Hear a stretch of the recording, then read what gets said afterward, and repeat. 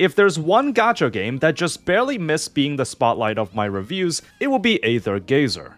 I downloaded the game like a year ago, then just kinda gave up after a week. Well, news has finally reached me that the Chinese servers will be ceasing its updates in a month or so. And before this game is gone, I thought I should dig it back out and see if it was truly worthy of being a player in the real-time brawler gacha game niche, or if it never stood a chance. At this point in time, while the global server has not made the end of service announcement yet, as the server lags behind the native one by a few months, it's only a matter of time. In any case, since it still allows new player registrations, and in my view stood a chance in competing in the space, I thought I'd get the end of service video out early, in case there are others that still wish to give the game a try. So let's see what Aether Gazer has to offer before it's no longer being updated. Before that, this video is brought to you by Azur Lane. Azur Lane is a 2D bullet hell shooter that uses old school gacha game philosophy. I've reviewed it personally before, and the game will be celebrating its 8th anniversary. What's particularly unique about the game is that it doesn't have a proprietary gacha currency, meaning that constructing the ship girls will cost only gold and a ticket. This means it's technically possible to construct every single character when given enough time. So, with the help of these special rewards, it's very likely you'll be able to construct the limited super rare ship girls, Bennington and Vicksburg. This event also introduces an abundance of new skins, including 3 live 2D ones, for Bennington, Indomitable, and Musashi. There will also be a retrofit or an upgraded version to Belfast, one of the fan favorites, the Oath skin for Kearsarge, and a handful of new premium cosmetics. Players will receive 900 gems and an Oath ring. Due to the cosmetics shop requiring gems and not real money, this will make some hefty progress towards any skin of your choice. Download the game using the link below and enter the code shown on screen for an exclusive gift. Thank you again to Azur Lane for sponsoring this video. Aether Gazer is developed by Yongshi, a subsidiary of Yostar, who was the original publisher but transferred the rights to them later. Their game was originally released in 2022, then 2023 globally, meaning that it had a runtime of around 4 years. Not so bad if you ask me, especially one that's actually decently well developed. As a game that launched after some of the most influential brawler games in the same genre, it's fighting an uphill battle, as there's already some competition in the form of Honkai 3 and Punishing Great Raven. As such, you'll also see some mechanics being borrowed from those games here. The first time I saw the story cutscenes, I got a weird sense of deja vu. Then I realized that having a static background while having the 3D models talk on screen is exactly what Honkai 3 did back in 2016. To be fair, no one patented this style, and it's not like having static 2D sprites are objectively better, but I feel like these 3D models can look rather dated depending on the time period the game came out. 2D art is timeless, but sometimes these games can look quite jarring when you compare the models of its newly released characters versus the ones at launch. The game has no reason to go back and touch up on them since it's just a better use of time and resources to focus on bringing in new characters and other content. Anyways, the premise of the game is that humanity has long exhausted its natural resources, and people have to upload themselves onto a virtual network called Gaia to live there instead. However, a rogue virus network is trying to exterminate the virtual space that humans now reside in. In response, skilled individuals called modifiers are deployed to combat the Visbane virus. As a military organization but acts as an investment company as a front, Aether Gazer's modifiers are spread across the world to safeguard it. You're the rookie admin of a squad of combatants, who does not have a face and is a self-insert protagonist. This is obviously a gross simplification of the lore, and it tends to change and develop over time, but it's a fairly average sci-fi setting if you ask me. Okay, I don't know who designed the PC version, but my experience was basically unplayable until I plugged in a controller. I know the game was likely optimized for mobile controls, but the key bindings were so unintuitive that I couldn't get used to it at all. I guess Honkai 3 and PGR had the same issues when they were ported to PC, but since this game's support is nearing its end, I shouldn't expect much. Just a warning, if you are planning on playing this, get a controller ready. Anyways, the gameplay is basically the same as the other real-time brawlers. You move around, normal attack, use your skills, and the ultimate. In this game, you have not 1 but 3 skills. Instead of using PGR's 3-color system, you just have them out as individual buttons. There's generally an order that the game will want you to use them in, like how the first 2 skills generate a status unique to that character, then the third skill spends them for a payoff. If you evade perfectly, you also slow down time to do a counter. The main draw of Aether Gazer is that while you do bring 3 units into a lineup, your other 2 allies will actually fight alongside you instead of being in the background. This can make or break the combat depending on how smart the auto AI is when you're not controlling them. Luckily, it's fairly decent. Guess Enfield wasn't the first one to come up with this idea.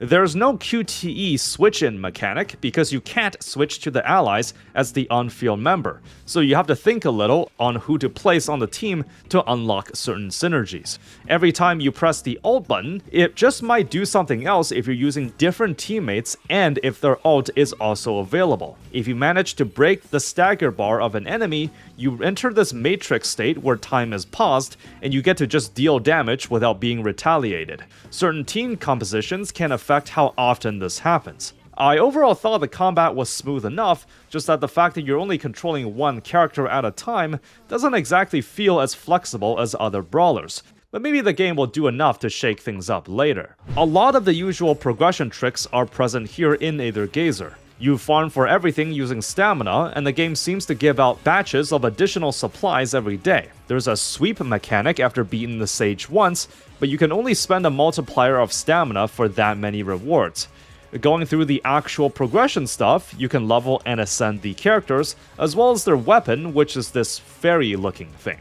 At first, I thought it uses Honkai 3 and PGR's very selective weapon system, where a weapon can only be used by a very small selection of users, if not by a single unit only. However, after looking into it a bit, I can consider Aether Gazer's system as an upgrade. First, the fairy is like a slot that's tagged onto a unit's weapon, as they already have it pre-attached when you pull the character, so switching any fairy will retain the level of the weapon itself.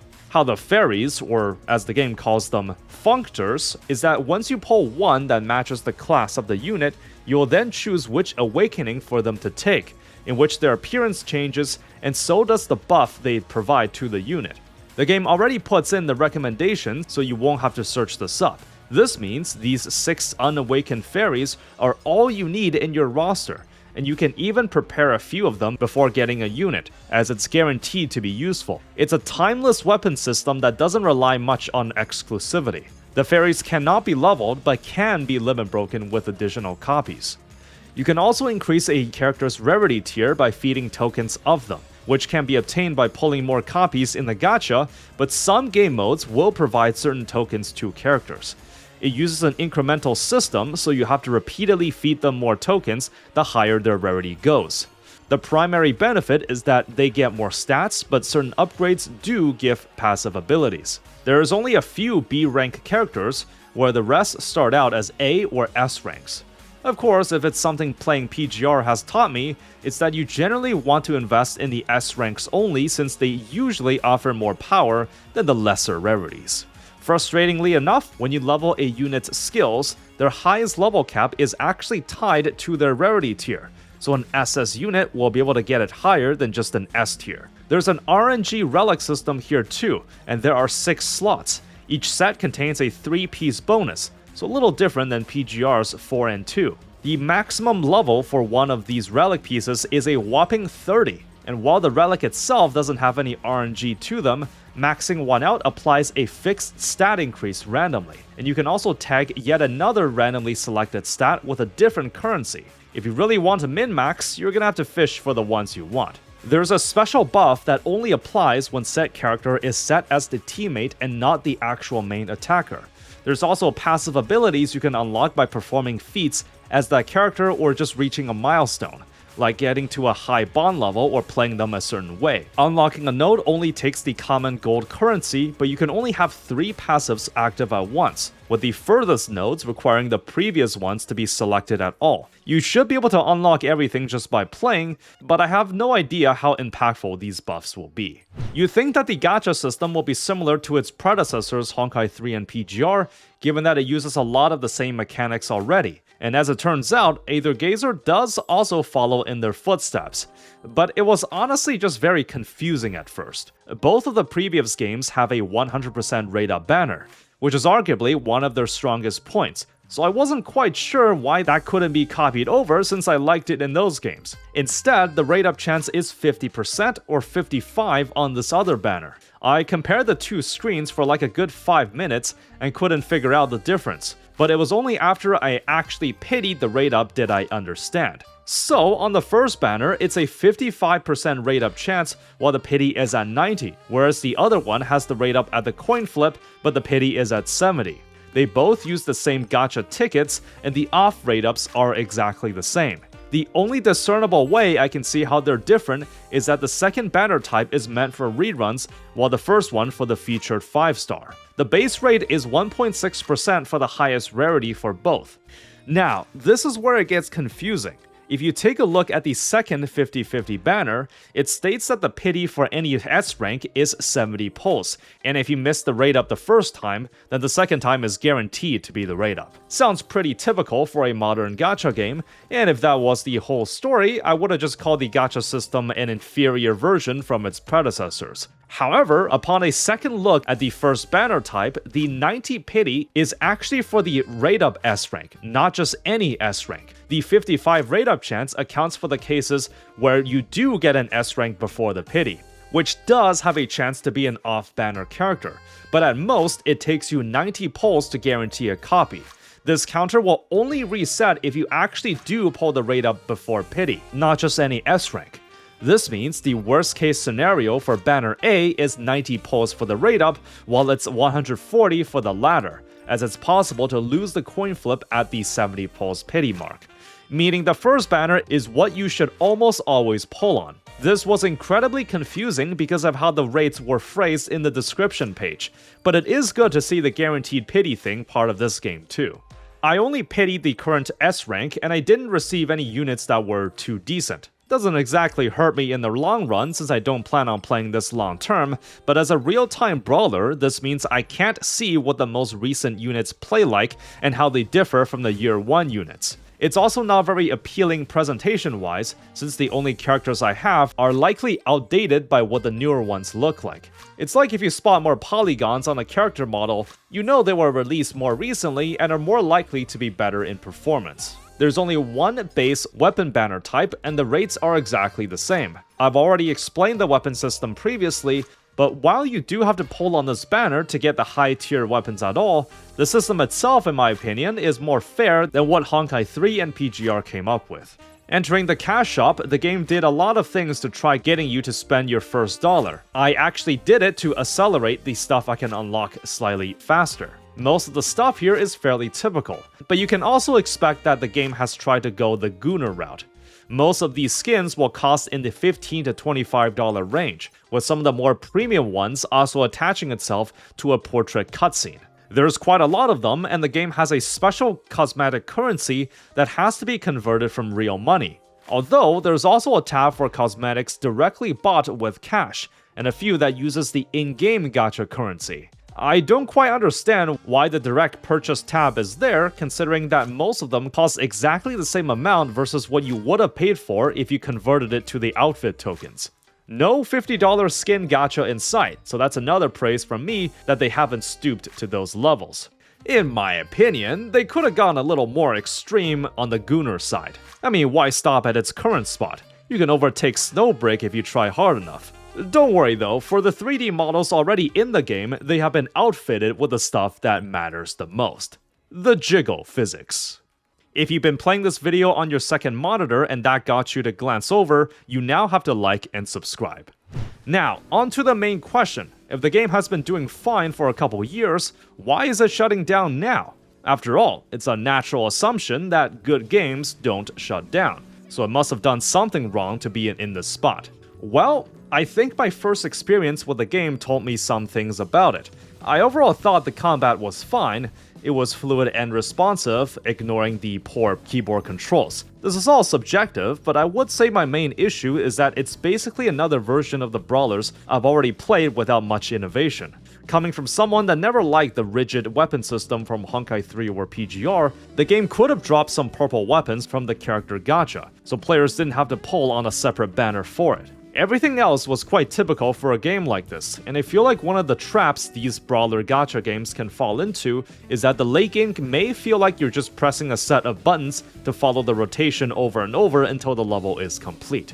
To be fair, other brawlers can have this problem too, but the thing about Aether Gazer is that you can only control one character at a time, so there can't be as much variation versus a game where you can switch between all your party members.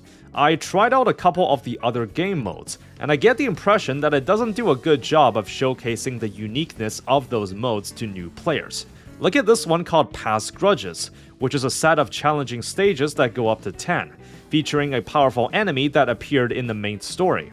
I tried out the first one on the list, and I was actually confused if I progressed to the next level and was not just repeating one over and over, because the level was basically me just fighting the same trash mobs until level 10, where you actually fight the boss enemy. This was my first interaction with this mode, and obviously I know this was added quite early on, so maybe some of the later challenges may differ. The issue is that there's a high chance this will be the experience that new players will have.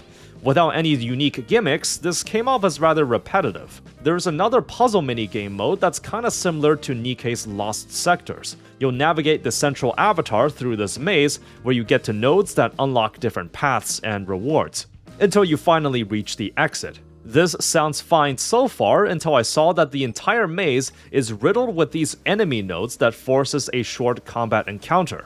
Then you're given a small buff when you win. You'll basically be fighting the same enemies again and again, because there's really a lot of these nodes on the map in order for you to progress. Again, it just feels incredibly repetitive, and after I slog through the first map, I don't want to really put up with this with the future maps. Nikkei's version has more complex puzzles and lets you skip the fights if your units are leveled high enough. This tends to be a problem for any gacha game, as when the game launches and the developers aren't too experienced, any content that's released will likely not be too innovative compared to a few years later, and these modes are kinda just stuck in the game for future players to discover. My suggestion is that they can at least trim the parts that are overly repetitive, like how PGR actually removed the co-op mode a while back because no one liked doing this. I actually think the QTE-style ultimate system hurts the gameplay variety, since it forces you to have specific characters in your lineup to activate certain combos. If there's a particular ult skill that's really good, then you can't exactly trigger it unless you have the 2 or more of the listed characters. Support classes wouldn't really work either, since you're only on-fielding one unit, so they better be doing most of the heavy lifting. According to the Chinese server's devlog, the game will be transferred to a special server, in which in-game purchases are disabled, but everything else will still be available for another 5 years. After that, they will evaluate what to do with the game going forward. Either revive it in some way, or preserve it as an offline game. It's also likely that the remainder of the updates will resolve the main story content, so it's not going to be left in the dark. The reason I'm comfortable putting this in the end-of-service category is that unlike Girls Frontline, GFL never disabled microtransactions. The updates may have stopped, but you can still spend money within the game. They never announced that the game will be transferring to an offline server or shut it off entirely, so the game technically isn't shutting down. In terms of the global server, a recent announcement stated that it will still be receiving regular patches until it catches up with the native servers later this year. Afterwards, it will possibly get the same treatment of being in the offline servers for 5 years. All things considered, this is one of the few instances I've seen that the developer actually did something to preserve a gacha game, so I do have to give my praises for that. There's no mandate to do any of this, and they do have to pay out of pocket to host the special maintenance servers for 5 years. There wasn't a confirmed reason why the game is shutting down, but many assume it's due to Aether Gazer no longer pulling in the funds that they would have liked, and it's time to cut it loose to focus on their other ventures. Purely from a business perspective, that's understandable, I suppose. I'm mainly making this video now since Aether Gazer is one of the gacha games that I actually had plans to get more invested into, as I think its gameplay, while a derivative from what already exists, still does a decent job. Before all of this is gone and new player registration is disabled, I certainly wouldn't mind suggesting giving this game a try. For more gacha-related content, subscribe to the channel. You can support for as little as $2 a month on Patreon. As always, thank you for watching, be sure to spend moderately, and have fun out there.